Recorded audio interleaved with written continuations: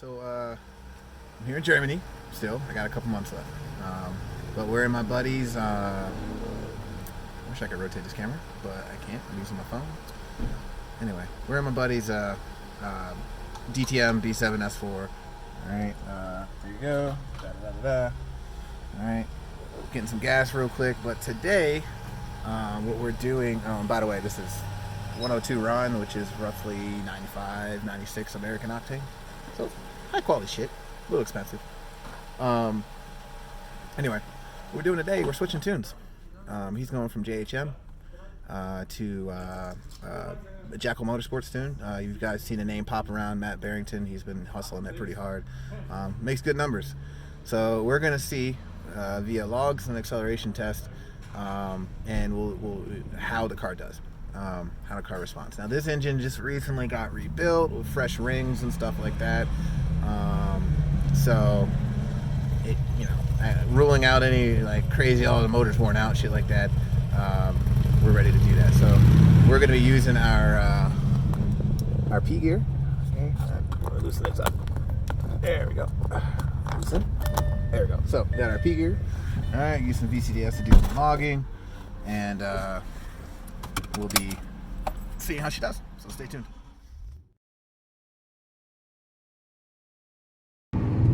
Start.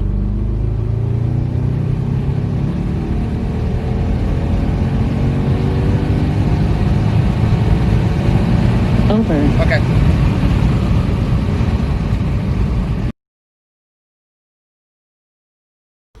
Alright, y'all, we're back. Fuck. So, we spent the better part of 3.5 hours dealing with flashing the JHM file back to stock. Like, first there was a driver issue, then there was a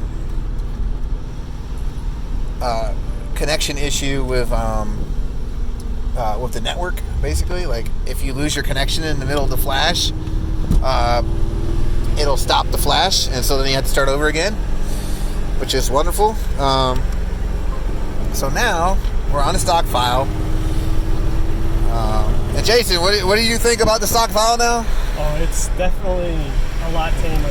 Yeah. You can feel the difference, but I could actually touch my gas pedal and not take off like a rocket. Yeah, it's not so sensitive. So that's his first initial thought after driving. He's been driving on a 91 octane JHM file, guys. We have 95, 96 octane in the tank now. The pull we did earlier on the JHM file is that. Now we're on the stock tune. We're gonna drive around a little bit, get it warmed back up, and then we'll do another pull on the same stretch of road, another P-GER measurement from there, and then we swap into the Jackal Sports tune and getting that done.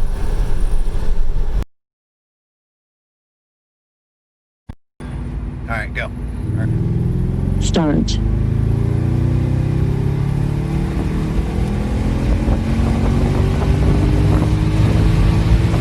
Over. Whenever you are. Start.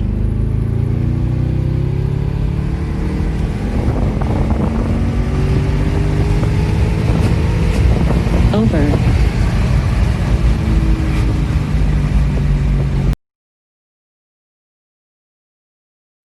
Hi, pups. Like a shield rattling inside. So overall, I like it. I'm happy with it. It's not as it's smoother. It's definitely smoother. It'll be interesting to see as my computer adapts and see how it changes through the cycles. It definitely runs smoother in my mind. not jerky on the throttle. But even the Pull feels linear the whole time. Yeah. That was one thing I noticed. Obviously, I'm biased because I'm coming from a turbo car, but it just wherever you hit it, it's there. It's nice and flat, so that's good. and the best way I can say is the combustion sounds better. Like the engine sounds better. It doesn't sound like it's loud and I don't want to say like knocking, but just not clean. Just Not a not a clean clean pull. Yeah. So ignition. one of the things, with OEMs that they do is they adjust cam timing for internal EGR and recirculation and all that stuff for emissions. So, with Jackal's Tune, they tend to pups adjust all that. A lot of tuners don't really mess with the factory timing. Figured the Audi engineers know better, so they don't play with it. Yeah. But if you have enough time on the dyno, you can play with the timing and see what does what. So a lot of what you feel, better, smoother pulling is because of smoothing out of the cam map. If you've ever looked at the factory cam map, it kind of comes across, dips down, comes back up, and then starts retarding back down as red line. So you feel these things. Yeah. Also, where the intake flapper comes into play as a big role as well. So, overall, you look at the results, it's a little bit faster. A tenth, 2/10 faster. But if you add that up, 2/10 for every gear, and that's just guesstimating. Like, we would have to do a full quarter mile for each one and really see, but that would require you to drive exactly the same every time, launch exactly the same every time, and maybe those 2/10 for every gear, you lose a full second. So now you go from a 13.7 car to a 12.7 car. But we'll see. So let us know how it turns out over, as you drive home, you get more pulls in it. Does it feel faster this week? Get your logging working so we can actually see if you're you're running more timing now versus what we logged today. Yeah. So today was only, the first couple pulls on the new tune. So we'll see. Yeah.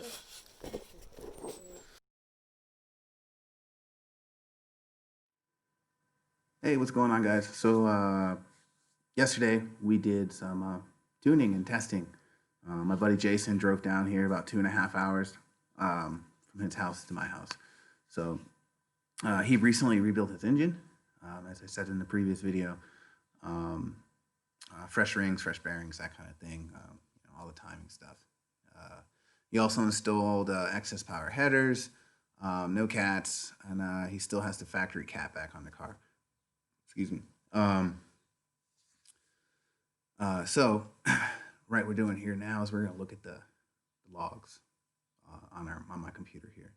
All right, so we can kind of give an idea of what's going on. Hey, is the car really that much faster? Excuse me again. Is the car is everything worth the hype? This car, so it has headers. As you saw yesterday, we put in 102 RON, which is about 95, 96 octane.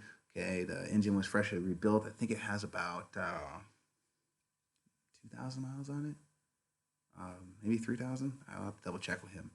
But Matt Barrington has been pushing Jackal Motorsports Tune, so decided, hey man, it's a perfect opportunity to give it a go. So we have his 91 octane JHM tune, the stock tune, and the Jackal tune. All right, all rolled up. Same road, same gear, same start and stop. And we went by speed, 50 kilometers to 140 kilometers, which covers the bottom of third gear all the way to almost the very top of third gear. So it kind of gives you an idea of what's going on. So let's dive right in, all right?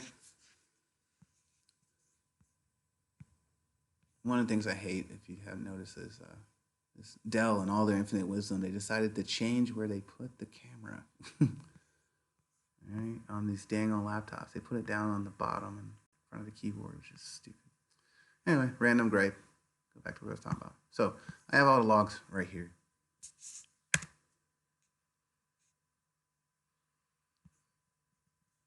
All right, so here's all our logs. All right, here's our stock pull. Okay, here's the ECU part number, ECU ID. All right, this is your software revision, software version. All right, 560G ECU. All right, here's JHM. I guess they had a typo. Here's their ECU ID, a 4.8 liter, which is a Porsche. Pretty sure Porsche has a 4.8 V8. It's their 91 octane tune. Okay. All right, here's Jackal. We did 2 pulls with Jackal. The first one, the P gear didn't have good satellite lock, so we went back and did another one. But I'm not going to sit here and have you guys go through spreadsheets with me because it's too much work. We have software that makes that a lot easier. ECU XPlot. Right now, the stock pull is loaded. Okay, so I'm going to compare the stock pull to the JHM. All right, so you can see up here at the top, JHM pull versus stock pull. Let's look at the timing. Boom, here's the timing. All right, JHM is solid line. Stock pull is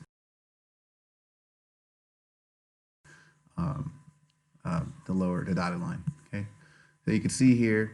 Let's say we're averaging. Get another point, data point. Don't get good sample rate up here. 27 versus 25. So a degree and a half, 2 degrees difference here in the upper RPMs from 5K up. Remind you, 5K is where your flapper opens on the factory tune, if I remember correctly.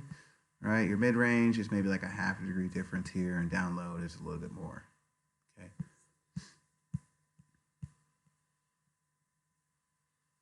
What about timing pool? How does the timing pool look between all these guys? So we'll turn those on. Oh my gosh, come on.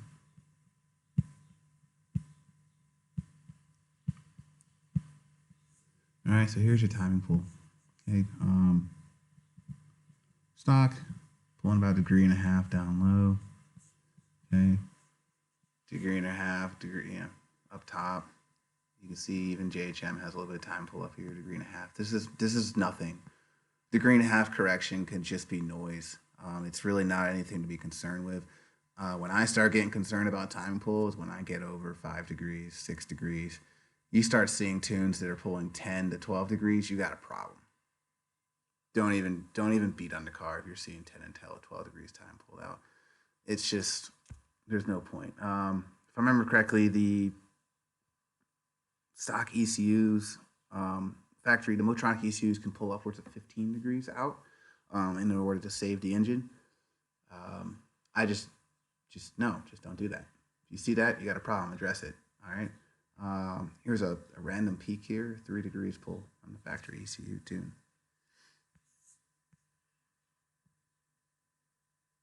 Now, you've seen the timing. What about airflow? Drop this out. Let's compare to airflow. All right, airflow, more air requires more fuel, more air, more fuel, more bang, more power in general.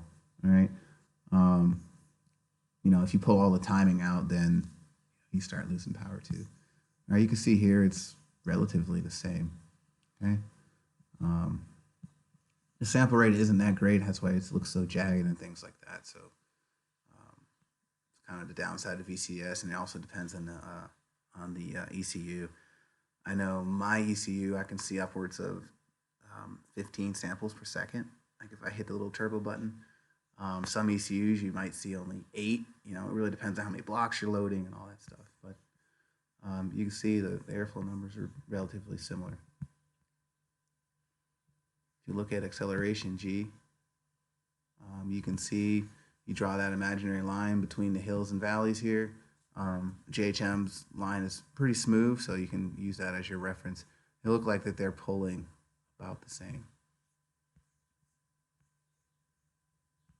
All right.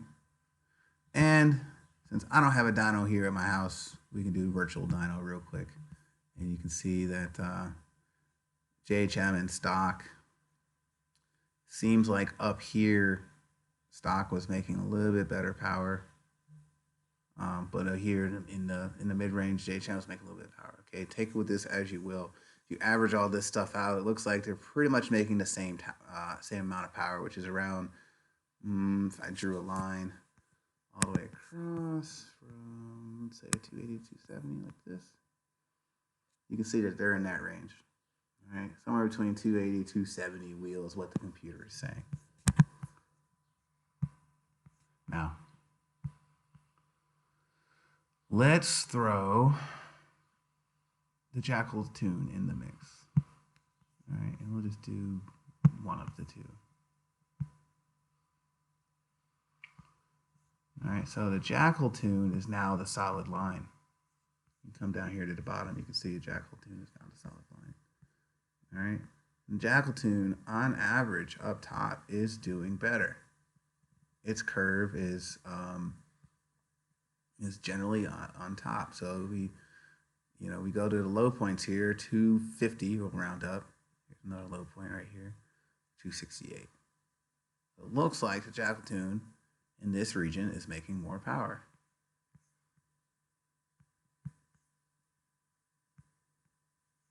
Acceleration G. You can see it here. The Jackal Tune, the solid red line, is consistently above as far as acceleration G. Right? And all acceleration G is as if 1G is equivalent to basically free fall in gravity, 9.8 meters per second. So if you were to take this number, 0.24, and multiply it times that 9.8 meters per second, you would get how fast this thing's accelerating. Or I can just actually give you the number, which is right here. All right. So it's accelerating at 2.3 meters per second, okay, versus 2.2.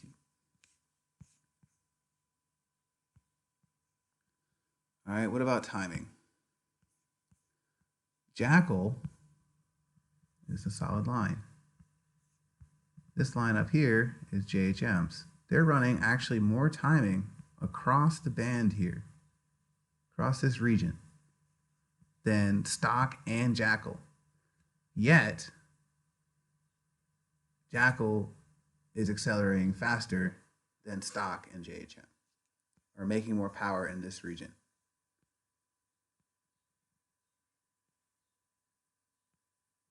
Down low, Jackal's making more timing.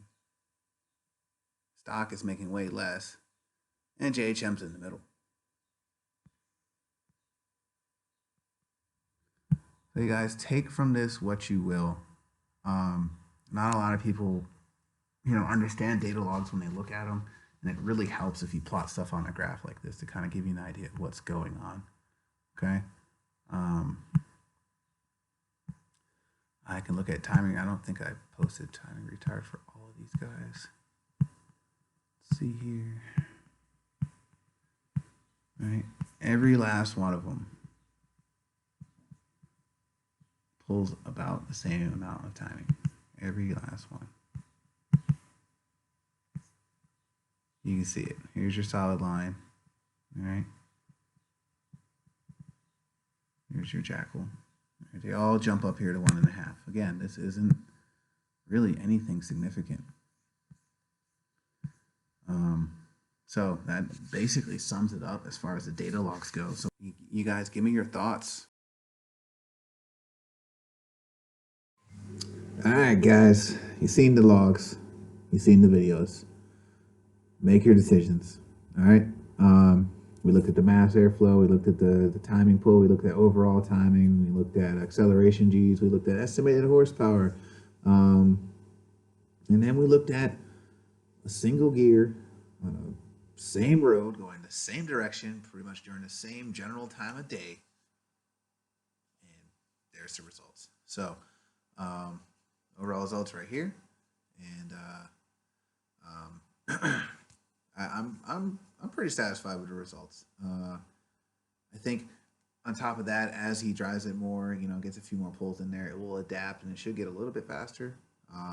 And if he's smart and he sends some logs back to Jackal, they can give him a revision, based on the octane that we have out here, and probably make a little bit more power out of it. The big thing that we didn't cover in the videos or in the logs is with the cam timing adjustments that come in with the Jackal Tune, which a lot of other tuners don't touch.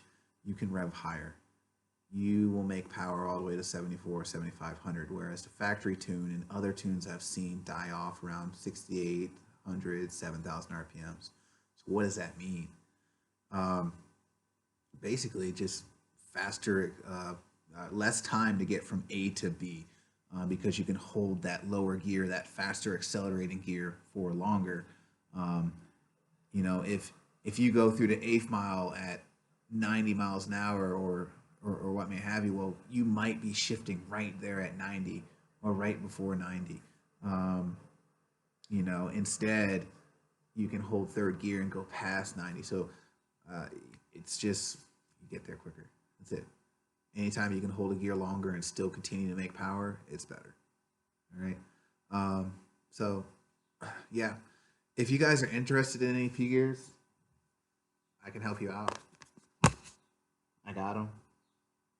All right. I got them. Okay. Shoot me an email.